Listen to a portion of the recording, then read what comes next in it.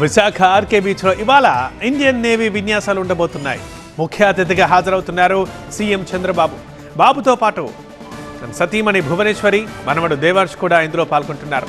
RK beach దగ్గర ప్రత్యేక ఏర్పాట్లు చేశారు. ఈ మేరకు అతిథుల కోసం భారీ వేదిక ఏర్పాటు చేశారు. సాగర తీరం సరికొత్త శోభను సంతరించుకుంది. నేవీ డే వేడుకలకు విశాఖ ముస్తాబైంది. సముద్రానికి ఆకాశానికి మధ్య సాహస విన్యాసాలతో అబ్బురపరిచేందుకు నావికాదళం రెడీ అయింది.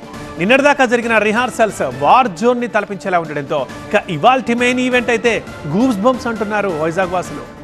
నేవీ డే వేడుకలను వీక్షించేందుకు విశాఖ వాసులు ఆసక్తిగా ఎదురుచూస్తున్నారు. అబ్బురపరిచే సాహస విన్యాసాలతో సాగర తీరాన్ని ముంచెత్తేందుకు వచ్చిన నౌకదళ విన్యాసకులకు చూసి మురిసిపోతున్నారు.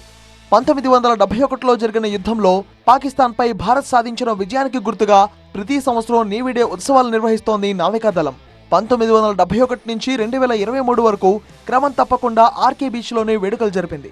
గత ఏడాది ఆనవాయితీకి భిన్నంగా ఒడిశాలోని పూరీ తీరంలో వేడుకలు నిర్వహించింది. ఈ ఏడాది మళ్లీ ఆంధ్రప్రదేశ్లోనే వేడుకలు జరుపుతున్నారు నేవీ అధికారులు. నౌకదళ వేడుకలకు ఆర్కే బీచ్ ముస్తాబైంది. గాల్లో గింగిర్లు తిరుగుతూ ఒళ్లు గగ్గురు పొడిచేలా విన్యాసాలు చేస్తోంది నావికాదళం.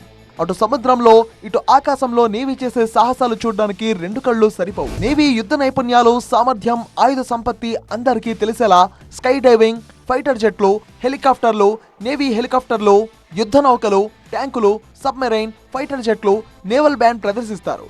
ఈసారి laser show, drone show, Kalinga చక్రవర్తి, make in India, Bharat map, సింహం వంటి ఆకృతుల్లో యుద్ధ విన్యాసాలు చేపట్టనుంది నేవీ. నేవీ డే వేడుకల్లో ఏపీ సీఎం చంద్రబాబు పాల్గొంటారు. ఉత్సవాలను తిలకించేందుకు ప్రజలు భారీగా ఆర్కే బీచ్ కు చేరుకోనున్నారు. దీంతో తీరంలో కట్టుదిట్టమైన భద్రతా ఏర్పాట్లు చేశారు పోలీస్ అధికారులు.